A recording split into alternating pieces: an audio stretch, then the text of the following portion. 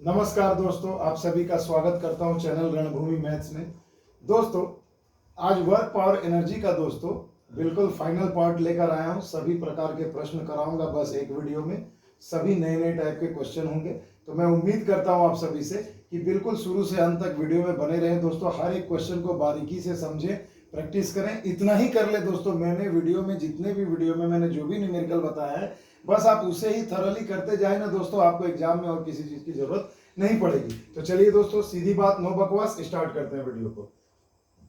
देखिए दोस्तों, क्वेश्चन दिया है 373 मीटर गहरे तालाब से 360 केजी पानी 30 मिनट में अगर बाहर निकाला जाता है तो पंप की शक्ति बताएं। देखिए दोस्तों, यहां आ गया पावर, जैसा कि चैप्टर का नाम है वर्क पावर एनर्जी। तो देखिए दोस्तों, शक्ति पर आधारित ये क्वेश्चन है, बहुत इजी है। तो सबसे पहले दोस्तों, पावर यानी कि शक्ति का मतलब हमें पता होना चाहिए क्या होता है। तो परिभाषा आप सभी ने पढ़ा होगा कि शक्ति बराबर होती है कार्य करने की दर, यानी कार्य बटा समय। यानी कि इसे फिजिक्स की भाषा में हम लिखेंगे W/T, माने वर्क बटे में T यानी समय। तो देखिए दोस्तों, कार्य करने की दर को शक्ति कहते हैं। जब भी दोस्तों, ट्रिक याद रखिएगा, कहीं किसी ऊंचाई से किसी चीज को उठाया जा रहा है, पानी निकाला जा रहा है, गहराई माने ऊंचाई की अगर आपसे बात की जाएगी, ये हाइट है ना 373 मीटर, गहराई बोलिए या डेप्थ बोलिए, तो हमेशा याद रखिएगा वहां हमें स्थितिज ऊर्जा निकालनी रहती है। और जहां पर वेग के बारे में कुछ कहा जाए दोस्तों, तो वहां काइनेटिक एनर्जी यानी गतिज ऊर्जा ½ mv² निकाली जाती है। बस यही तो दो ट्रिक है दोस्तों, याद रखना है। तो कार्य बराबर क्या हो जाएगा दोस्तों, हमने पहले भी बताया है, शक्ति कार्य में ऊर्जा कार्य में बदलती है और कार्य ऊर्जा में बदलती है। दोनों एक दूसरे में हमेशा निरंतर बदलती रहती है। तो कार्य यानी आपकी हो जाएगी एक प्रकार की ऊर्जा। और कैसी ऊर्जा, तो ऊंचाई दिया है या गहराई दिया है तो स्थितिज ऊर्जा। तो स्थितिज ऊर्जा का फॉर्मूला मैंने पिछले वीडियो में आपको बताया है, mgh, और समय है t, रहने दें। तो m देखिए, m का मान दिया है 360 kg, g का मान नहीं दिया, मैं 10 ले लेता हूं, 10 मीटर पर सेकंड स्क्वायर। और h की मान दे दिया गया दोस्तों 373 मीटर। तो देखिए दोस्तों, ठीक है ना दोस्तों, समझ में आ रहा है। अब देखिए, यहां मैं लिख दूंगा 373 मीटर पूरे का बटा टी, टी यानी कि सेकंड। समय, तो समय हमेशा सेकंड में होना चाहिए। यहाँ 30 मिनट दिया दोस्तों, तो आप ऐसे लिख ले 30 मिनट और गुणे इसे 60 से गुणा कर ले, तो देखिए ये सेकंड हो जाएगा। तो का जूल प्रति सेकंड बराबर होता है वाट, जो शक्ति की इकाई होती है। तो ऊपर में देखिए जूल आ जाएगा, नीचे सेकंड है, तो जूल पर सेकंड यानी कि वाट, यानी आंसर आपका वाट में आ जाएगा। तो देखिए दोस्तों, अगर मैं इसे सॉल्व करूं, तो जब मैं इसे सॉल्व कर सकता हूं, देखिए कैसे, यहाँ देखिए 0 0 उड़ गए, यहाँ से 0 0 कट गए, तो 6 से कट गया 36, 3 से कट गया 6, 2 बार में, तो कितना आ गया दोस्तों, तो देखिए यहाँ आ जाएगा 746 वाट। अब देखिए दोस्तों, यही तो आपका आंसर हो गया, 746 वाट उस पंप की शक्ति है। मगर दोस्तों, कभी कभी ऑप्शन में यहाँ वाट में ना देकर हॉर्स पावर में आंसर दिया रहेगा। तो आप देखिए, आपको पता होना चाहिए कि 1 हॉर्स पावर HP बराबर होता है 746 वाट। यानी इसका आंसर मैं ऐसे भी लिख सकता हूं 1 हॉर्स पावर। ये पंप की शक्ति क्या निकली दोस्तों, 746 वाट या 1 हॉर्स पावर। आ गई दोस्तों बात समझ में। बस दोस्तों, फॉर्मूला याद रखिए कि पावर बराबर होता है वर्क बाय टाइम। वर्क अगर जमीन से ऊपर या नीचे काम कर रहे हैं, ऊंचाई आएगी तो mgh यानी पोटेंशियल एनर्जी, स्थितिज ऊर्जा, और बटे में समय। और इस पर कुछ भी पूछेगा दोस्तों, कभी पावर दे देगा तो द्रव्यमान पूछ देगा, कभी पावर देगा द्रव्यमान देगा तो आपसे ऊंचाई पूछ देगा, समय पूछ सकता है, कुछ भी पूछेगा दोस्तों, फॉर्मूला आपका हमेशा वन फॉर्मूला में ही सारा का सारा क्वेश्चन बनेगा। आइए दोस्तों, चलते हैं अगले टाइप की ओर। देखिए दोस्तों, अगला क्वेश्चन बहुत ही जबरदस्त है दोस्तों, बहुत ही इंपॉर्टेंट है। कहा गया है 20 न्यूटन का एक बल किसी वस्तु को 2 मीटर विस्थापित करता है तथा इस पर 20 जूल का कार्य होता है, तो बल तथा विस्थापन के बीच का कोण ज्ञात करें। तो देखिए दोस्तों, आप एक चीज ध्यान दीजिए, क्वेश्चन में कैसे पकड़ना है कि कौन सा फॉर्मूला लगाना है, कुछ नहीं करना है दोस्तों। देखिए 20 न्यूटन है, 20 न्यूटन क्या, न्यूटन शक्ति की इकाई होती है ना, फोर्स की, बल की, तो शक्ति नहीं फोर्स की, बल की। तो याद रखिए, तो देखिए दोस्तों, यहां पर क्या हो जाएगा, आपको पता चल गया 20 न्यूटन यानी F बराबर दिया है 20 न्यूटन। क्लियर। 2 मीटर का विस्थापन हो रहा है, तो S बराबर, S यानी विस्थापन, डिस्प्लेसमेंट, तो दे दिया है 2 मीटर, लिख दीजिए दोस्तों। 20 जूल का कार्य होता है, कार्य यानी W कितना है दोस्तों, 20 जूल। देखिए दोस्तों, एकदम नए से नए बच्चे को भी मैं बच्चों की तरह समझा दूंगा दोस्तों न्यूमेरिकल। देखिए, और आपसे पूछा गया कोण, तो सबसे पहले दोस्तों एक चीज आप ऐसे समझिए कि मान लीजिए ये कोई एक वस्तु है, इस पर देखिए कहा गया है कि मान लीजिए कि कोई बल लगा रहा हूं मैं, और अगर इसमें विस्थापन हो रहा है तो बल और विस्थापन के बीच का जो कोण होगा यानी कि एंगल थीटा, वो आपसे पूछा गया है। आगे एक बात दोस्तों समझ में कि बल तथा विस्थापन के बीच का आपसे कोण पूछा जा रहा है। तो मान लीजिए मैं इस ग्राफ के हिसाब से आपको बतलाता हूं, अगर ये फोर्स है, ये इसका डिस्प्लेसमेंट है, तो इनके बीच का एंगल क्या होगा, तो इनके बीच का एंगल जो होगा दोस्तों वो थीटा होगा। तो आप ऐसे कर सकते हैं कि एक सिंपल सी चीज मैं आपको समझा रहा हूं, कार्य बराबर दोस्तों फॉर्मूला होता है बल गुने विस्थापन गुने cos of angle between force and displacement, यानी बल तथा विस्थापन के बीच का एंगल। आगे दोस्तों बात समझ में, या तो बल इस दिशा में लगा रहे तो विस्थापन इधर हो रहा है, या बल इस दिशा में लगाए तो विस्थापन इधर हो रहा है, कहीं भी आप इसे इंटरचेंज कर सकते हैं। तो देखिए दोस्तों, ये सिंपल सा एक फॉर्मूला होता है कार्य का, कार्य बराबर होता है बल गुणे विस्थापन गुणे कॉस ऑफ एंगल, जो कॉस के रूप में एंगल होगा किसका, बल तथा विस्थापन के बीच का। तो आपसे यही वाला एंगल थीटा पूछा जा रहा है। तो बस यहाँ पर मान बिठाना है दोस्तों, और हमें कुछ नहीं करना है। यहाँ W की जगह देखिए क्या बिठा देंगे दोस्तों, 20 जूल। बल के जगह हम बिठा देंगे 20 न्यूटन। S यानी विस्थापन कितना है दोस्तों, 2 मीटर, और एंगल कितना होगा, कॉस थीटा को थीटा रहने दीजिए। देखिए दोस्तों 20 और 20 कट गए, यूनिट भी आपका कट जाएगा दोस्तों, कुछ भी नहीं करना हमें, बस सिंपल देखिए यहाँ पर 1/2 बराबर कॉस थीटा हो जाएगा। अब मेरे बच्चों मुझे ये बताओ, ट्रिग्नोमेट्री तो पढ़े हैं, उस पर भी वीडियो आएगा दोस्तों, ये बताइए कॉस के कितने एंगल में मान 1/2 होता है। तो हमें पता है 1/2 कब होता है दोस्तों, कॉस 60 डिग्री में होता है। आगे दोस्तों बात समझ में, कॉस 60 बराबर कॉस थीटा, तो देखिए कॉस कॉस कट गया, थीटा के बराबर आ गया 60 डिग्री। तो देखो मेरे बच्चों, ये हो गया आंसर। कितना आसान है दोस्तों न्यूमेरिकल, एक नॉन साइंस बैकग्राउंड का भी बच्चा इसे अच्छे से क्वेश्चन को पढ़ के फॉर्मूला याद रहे दोस्तों, तो आप कुछ भी बना सकते हैं। आगे दोस्तों बात समझ में, जो दिया है पहले लिख लो, फिर उसे ही देखो क्या लग सकता है। तो W बराबर FS, और थीटा पूछा है, एंगल पूछा है, थीटा कोण का मान थीटा में दर्शाते हैं, तो यहाँ पर थीटा निकाल देना है। आगे दोस्तों बात समझ में, आइए चलते हैं अगले क्वेश्चन की ओर। देखिए दोस्तों, अगला क्वेश्चन हाजिर है आपके सामने। आज मैं बेसिकली दोस्तों ऊर्जा पर तो मैंने बहुत न्यूमेरिकल बता चुका हूं, स्थितिज ऊर्जा, गतिज ऊर्जा। आज मैं बेसिकली कार्य और शक्ति पर ज्यादा फोकस करके इस पूरे कंसेप्ट को और इस चैप्टर को आज बिल्कुल क्लोज कर दूंगा दोस्तों, इतना ही आएगा। देखिए दोस्तों, क्वेश्चन में क्या कहा गया है, यदि एक हवाई जहाज 4000 मीटर की दूरी तय करता है, तो ये दोस्तों दूरी क्या होती है, डिस्प्लेसमेंट, विस्थापन। अब आप यहाँ मान लीजिए S बराबर कितना है, 4000 मीटर दूरी तय करता है, तथा किया गया कार्य, कार्य यानी दोस्तों क्या, वर्क, वर्क माने W, तो कितना काम किया दोस्तों, 2000 जूल काम किया है। तो बोल रहा है आपसे कि बल ज्ञात करिए। तो दोस्तों बल यानी कि क्या ज्ञात करना है, F, फोर्स।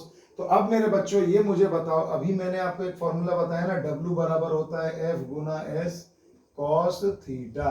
तो देखिए दोस्तों, यहाँ बल तथा विस्थापन के बीच में आपको किसी भी प्रकार का एंगल दिया गया, नहीं दिया गया ना, तो आप इस एंगल को हटा सकते हैं, क्योंकि जब तक इसका मान नहीं दिया रहेगा तो हमें इसकी जरूरत भी नहीं है। तो देखिए W बराबर हो जाएगा FS, तो F का मान, W का मान कितना दिया दोस्तों, 2000 जूल, यहाँ बिठा दीजिए।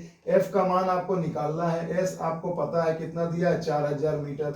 अब देखिए दोस्तों, बस अब आपको यहीं से आंसर आ जाएगा। अब आप यहाँ पर क्या करेंगे दोस्तों, तो यहाँ पर देखिए दोस्तों, अब यहाँ से आपको F का मान निकालना है। तो देखिए दोस्तों, क्वेश्चन में थोड़ा सा एक मिस्टेक हो गया दोस्तों, मैं आपको समझा देना चाहता हूं कि यहाँ ऑप्शन के हिसाब से अगर मान लीजिए, चलिए मैं इसी सवाल में आपको सॉल्व करके बताता हूँ।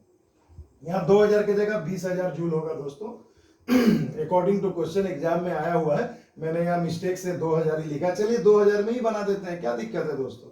तो देखिए 1 2 3 1 2 3, दोनों सभी जीरो कट गए, 2 दूनी 4 हो गए। तो F का मान आ जाएगा 1/2 बराबर F, यानी ये हो जाएगा न्यूटन, यानी 1/2 यानी कि दोस्तों 0.5 न्यूटन। तो आपका आंसर हो जाएगा 0.5 न्यूटन। आ गई दोस्तों बात समझ में। यहीं पर अगर 20,000 रहता दोस्तों तो कितना हो जाता, एक जीरो बच जाता दोस्तों, 4 पंचे 20 तो हो जाता 5 न्यूटन आंसर। तो देखिए दोस्तों, मुझे सिर्फ सवाल से मतलब है, क्वेश्चन में जो दिया है उसी के अकॉर्डिंग हमें इसे सॉल्व करना। आ गई दोस्तों बात समझ में। चलिए आइए एक और क्वेश्चन देखते हैं। देखिए दोस्तों टाइप 2 है, फिर से एक बार, गतिज ऊर्जा काइनेटिक एनर्जी बराबर 1/2 mv² पर आधारित भी क्वेश्चन आएंगे। इसके पहले वाले टाइप में बस ऐसे ही करिएगा, शक्ति निकालने के लिए पूछा जाएगा और कुछ भी नहीं करना है। अब देखिए दोस्तों, यहाँ क्वेश्चन में दिया गया है 5 मीटर प्रति सेकंड की गति से 22 केजी वजन वाली वस्तु की गतिज ऊर्जा क्या होगी। अगर कोई वस्तु है दोस्तों जिसका वजन है 22 केजी और अगर वो 5 मीटर पर सेकंड की गति से अगर गति कर रहा है तो जरूर उसमें कोई ऊर्जा होगी। तो गति के कारण जो ऊर्जा होती है उसे हम गतिज ऊर्जा कहते हैं। तो गतिज ऊर्जा पूछा गया तो सिंपल फॉर्मूला है काइनेटिक एनर्जी यानी गतिज ऊर्जा बराबर होता है 1/2 mv²। m यानी द्रव्यमान, v यानी वेग। तो देखिए दोस्तों यहाँ 1/2 m का मान कितना दिया है दोस्तों, 22 दिया है केजी, और v का मान कितना, वेग गति कितनी है 5 मीटर, तो 5 मीटर पर सेकंड स्क्वायर। तो यहाँ पर आपको वेग का स्क्वायर है तो वेग का स्क्वायर कर दीजिए, 2 से गए 11 बार में, और 5 का स्क्वायर हो गया दोस्तों 25, तो 11 गुने 25 हो गया दोस्तों। अब देखिए ये ऊर्जा है, सभी एसआई में है तो यूनिट क्या होगा, जूल होगा। कार्य और ऊर्जा की इकाई सेम होती है दोस्तों। तो 25 दहिया 250, 25 से कम 25 यानी कितना हो गया 275 जूल। तो देखिए दोस्तों ये आपका जवाब हो जाएगा 275 जूल। आ गई दोस्तों बात समझ में। देखिए एकदम बेसिक क्वेश्चन, और यही क्वेश्चन एग्जामों में आया है दोस्तों, इसलिए इसको हल्का मत लीजिएगा, आराम से समझिए, सब आसान है। परीक्षा में हल्का दे कठिन दे, हमको ऐसा करके जाना है दोस्तों कि सब हमको आसानी लगे। तो बेसिक कंसेप्ट होना चाहिए। आइए एक और क्वेश्चन देखते हैं। देखिए दोस्तों अगला जो क्वेश्चन है बहुत ही इजी है दोस्तों, वही कंसेप्ट है, बस पूछा कुछ और गया है। यदि किसी वस्तु की गतिज ऊर्जा 120 जूल है। देखिए दोस्तों गतिज ऊर्जा, गतिज ऊर्जा, ऊर्जा का मतलब क्या होता है दोस्तों, गतिज ऊर्जा यानी काइनेटिक एनर्जी का फॉर्मूला होता है 12 mv²। तो देखिए दोस्तों गतिज ऊर्जा काइनेटिक एनर्जी आपको दे दी गई है 120 जूल, आप यहाँ इसे लिख दें। उसके बाद 1/2। अब देखिए दोस्तों इसका द्रव्यमान दिया गया है 15 केजी, द्रव्यमान यानी कि m मास कितना दिया है 15 केजी, लिख दीजिए। क्या पूछा गया, वस्तु का वेग ज्ञात करें। वेग यानी कि आपको v निकालना है, तो v को v ही रहने दें दोस्तों, बस निकाल दीजिए। अब देखिए 15 से कटाया 15 8 120, 8 दूनी 16 बराबर v²। इकाई को गोली मारिए दोस्तों, जरूरत नहीं है, सभी एसआई में बस सेम यूनिट होना चाहिए। अब देखिए दोस्तों v निकालना है तो मैं दोनों तरफ वर्गमूल कर दूंगा, तो आ गया 4 बराबर v। वेग, वेग का इकाई क्या होता है दोस्तों, मीटर पर सेकंड। तो आपका आंसर हो जाएगा 4 मीटर प्रति सेकंड। देखिए दोस्तों चुटकियों में सॉल्व कर रहा हूं ना, और ये बात समझ में बिल्कुल, बस ऐसे ही फिजिक्स न्यूमेरिकल बनाए जाते हैं दोस्तों। आइए अगले क्वेश्चन की ओर। देखिए दोस्तों अभी तक का सबसे इंपॉर्टेंट क्वेश्चन जो लास्ट ईयर ग्रुप डी में आया था दोस्तों, इसे अच्छे से देखें दोस्तों। कहा गया है 800 केजी। अब दोस्तों 800 केजी का मतलब क्या, द्रव्यमान, तो यहाँ लिख लो ना मेरे भाई, क्या दिक्कत है। 800 केजी द्रव्यमान की एक कार है, उसका वेग 5 मीटर पर सेकंड से 10 मीटर प्रति सेकंड बढ़ाने में किया गया कार्य क्या होगा। अब देखिए दोस्तों वेग आपको पहला प्रारंभिक वेग दिया है। प्रारंभिक वेग दोस्तों u से, इनिशियल वेलोसिटी u से हम लोग दर्शाते हैं 5 मीटर प्रति सेकंड, और 5 से वेग कितना हो गया 10 हो गया दोस्तों। तो v माने फाइनल वेलोसिटी यानी अंतिम वेग कितना हो गया 10। तो 5 से 10 जब कोई कार है अगर वो 5 मीटर पर सेकंड से अपनी गति बढ़ाकर 10 मीटर प्रति सेकंड करेगी तो ऊर्जा चाहिए, और जहां ऊर्जा होगी तो वहां कार्य होगा। तो यहां आपसे पूछा गया है कि किया गया कार्य क्या होगा। तो दोस्तों एक सिंपल सा फॉर्मूला है, मैं आपको समझा रहा हूं। किया गया कार्य बराबर होता है गतिज ऊर्जा में परिवर्तन। बस ये लाइन याद रखो ना यार, गतिज ऊर्जा में परिवर्तन। बस दोस्तों यही लाइन ही आपका डिसाइडिंग लाइन है। अब इसे ऐसे समझिए दोस्तों कि किया गया कार्य बराबर गतिज ऊर्जा में परिवर्तन। तो आप इसे क्या करेंगे, आपसे यही ना पूछा गया किया गया कार्य क्या होगा। तो किया गया कार्य बराबर गतिज ऊर्जा में परिवर्तन। गतिज ऊर्जा क्या होती है दोस्तों, 1/2 m अब देखिए ऊर्जा में परिवर्तन आपसे पूछ रहा, तो परिवर्तन क्या होगा दोस्तों, बस दोनों प्रारंभिक वेग और अंतिम वेग के स्क्वायर करके घटा दीजिए, यही तो होता है दोस्तों। मैं पहले फॉर्मूला लिख देता हूं, v माइनस यू का होल स्क्वायर। आ गई दोस्तों बात समझ में। देखिए कुछ भी नहीं किया मैंने दोस्तों, 1/2 हाफ एम भी स्क्वायर होता है गतिज ऊर्जा। तो गतिज ऊर्जा में परिवर्तन कैसे निकालोगे, तो यहाँ दो वेग है, एक है 10 एक है 5, तो दोनों के अंतर को घटा करके आप कर दीजिए। तो देखिए दोस्तों अब यहाँ पर क्या आ जाएगा, देखिए अब इसमें आपको कुछ भी नहीं करना है दोस्तों, बस अब आप सिंपल यहाँ पर गुणा कर दीजिए, 1/2 एम का मान कितना है 800, और भी क्या हो जाएगा दोस्तों, तो 10 का स्क्वायर 100 माइनस 5 का स्क्वायर 25, यानी कि हो जाएगा दोस्तों 75। अब देखिए दोस्तों एक चीज मैं आपको थोड़ा समझा देता हूं फिर से, यहाँ मैं कहना कुछ और चाह रहा था और लिख दिया कुछ और। देखिए दोस्तों v square minus you square होगा, गतिज ऊर्जा में परिवर्तन क्या होगा दोस्तों, एक बार हम निकालेंगे 1/2 एम वी स्क्वायर और एक बार निकालेंगे 1/2 एम यू स्क्वायर प्रारंभिक, तो दोनों को घटा करके नहीं लिखेंगे, दोनों का वर्ग को घटाएंगे, सॉरी माफ करिएगा मैंने मिस्टेक में इसे लिख दिया। अब देखिए दोस्तों कुछ भी नहीं करना, v यानी कि 10, तो 10 का स्क्वायर माइनस u यानी 5 का स्क्वायर। अब देखिए दोस्तों जरा सॉल्व करिए, 2 से तो कट गया ये 400 बार में, तो 400 लिख देता हूं, और 10 का स्क्वायर 100, 5 का स्क्वायर 25, 100 में से 25 गया 75। आ गई दोस्तों बात समझ में, गुणा करिए, 75 गुने 4 कितना होता है 30 होता है दोस्तों, 300 हो जाएगा, माफ करिएगा, 4 पंचे 20, 4 2 2 30 और 2 0, यानी कि कितना कार्य किया गया दोस्तों, 30,000 जूल यहाँ पर काम किया गया। आ गया दोस्तों बात समझ में। और देखिए वो गलती मत करिएगा, यहाँ 10 माइनस 5, 5 का स्क्वायर 25, तो आंसर कुछ और आ जाएगा। देखिए मैं कहना कुछ और चाह रहा था, मैंने बाई मिस्टेक ये लिख दिया। तो दोस्तों ये बहुत ही इंपॉर्टेंट क्वेश्चन है, ये पिछले साल ग्रुप डी में भी आया गया था। जब भी आपको देखिए गति में परिवर्तन दिखे और किया गया कार्य पूछे, तो बस ये लाइन याद रखिएगा, किया गया कार्य बराबर गतिज ऊर्जा में परिवर्तन। और वो क्या होता है 1/2 एम ब्रैकेट में v स्क्वायर यानी अंतिम वेग का स्क्वायर माइनस प्रारंभिक वेग का स्क्वायर, कहानी खत्म। आगे दोस्तों बात समझ में। आइए अगले टाइप की ओर हम लोग चलते हैं। देखिए दोस्तों सबसे इंपॉर्टेंट क्वेश्चन में से एक इंपॉर्टेंट क्वेश्चन ये एक बार फिर से आपके स्क्रीन पर देखिए दोस्तों, कहा गया है, बहुत इंपॉर्टेंट है, ग्रुप डी टाइप के क्वेश्चन है, बिल्कुल दोस्तों आया भी है बहुत बार विभिन्न परीक्षाओं में, एकदम इसको हल्के में नहीं लेना है। 5 मीटर प्रति सेकंड की गति से एक वस्तु आगे बढ़ रही है जिसका द्रव्यमान m दिया है, m यानी 5 किलो 10 किलो कुछ भी हो सकता है दोस्तों, हमें नहीं पता, यहाँ m दे दिया गया है। वस्तु का वेग यदि दोगुना कर दिया जाए तो इसकी गतिज ऊर्जा क्या होगी, ध्यान दीजिएगा क्या पूछा आपसे, गतिज ऊर्जा क्या होगी यदि पहले की गतिज ऊर्जा 25 जूल है। तो अब देखिए दोस्तों 25 जूल पहले की गतिज ऊर्जा आपको दी गई है, ये क्या है दोस्तों 25 जूल पहले की गतिज ऊर्जा। तो अगर पहले की गतिज ऊर्जा 25 जूल है तो कहा गया है अभी उसकी गतिज ऊर्जा क्या होगी। दोस्तों मैंने पहले वीडियो में आपको एक बेसिक कंसेप्ट सिखाया था कि याद रखिएगा गतिज ऊर्जा बराबर होता है 1/2 mv स्क्वायर। अब यहां देखिए दोस्तों गतिज ऊर्जा सीधे समानुपाती है, देखिए गतिज ऊर्जा सीधे समानुपाती होती है वेग के वर्ग का। आ गई दोस्तों बात समझ में, 1/2 m को हटा दिया, मैं केवल गतिज ऊर्जा और वेग में संबंध निकाल रहा हूं।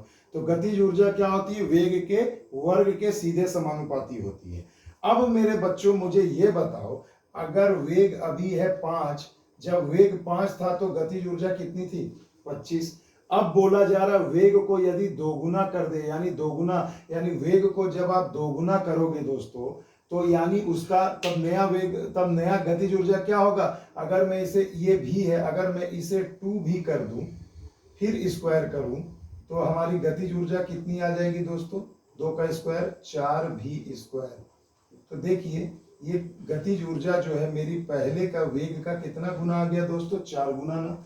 तो अब आप ये समझिए कि अगर 5 वेग था या जो भी वेग था, अगर गतिज ऊर्जा मेरी 25 जूल थी, तो अब जब वेग को दोगुना करेंगे तो जब वेग दोगुना होगा तो 2 का स्क्वायर कितना हो जाएगा 4 हो जाएगा। तो यानी मेरी गतिज ऊर्जा 4 गुनी बढ़ जाएगी, तो हो जाएगा 25 चौके 100 जूल।